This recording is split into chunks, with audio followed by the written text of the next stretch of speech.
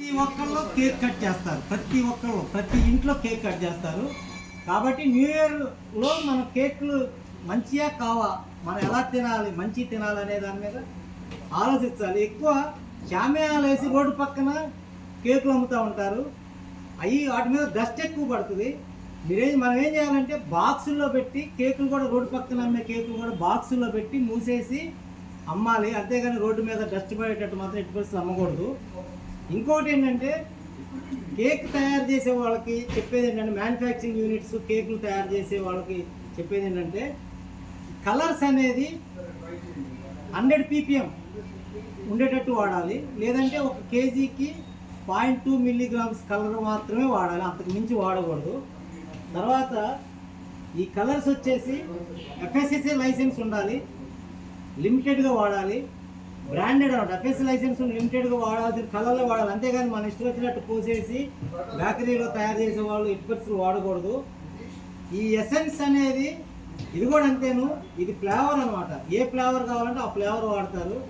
అయితే ఈ ఫ్లేవర్ అనేది ఎలా పడితే అలాగా వాడకూడదు. ఇంకోటి ఏంటంటే, ఈ ఫ్లేవర్ ఓపెన్ చేసిన తర్వాత డేట్లు ఏమి అయిపోయినాయి కూడా, చాలా బేకరీలు డేట్ అయిపోయినాయి, టైం అయిపోయినాయి, వాటిని వాడి ఆరోగ్యానికి ఇబ్బంది కలిగే పరిస్థితి చేస్తున్నారు. కాబట్టి ఎట్టి పరిస్థితుల్లో బేకరీ మ్యానుఫ్యాక్చరింగ్ కేకులు తయారు చేసే వాళ్ళు ఎట్టి పరిస్థితుల్లో డేట్ చెక్ చేసుకుని వాడండి. రంగులు కూడా లిమిటెడ్గా కలర్స్ వాడండి.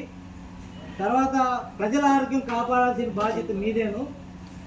మీరు ఈ కలర్ ఎలా వాడతారండి? ఈ కలర్ ఎంత వాడతారు, ఎలా వాడతారు? వీటిలో అంటే 1 kg 2 ml వేస్తారా? అది కలర్ ఎక్కువ అవ్వకుండా చూడాలి. క్రీమ్ ఎలా తయారు చేస్తారు? ఇది బటర్ షుగర్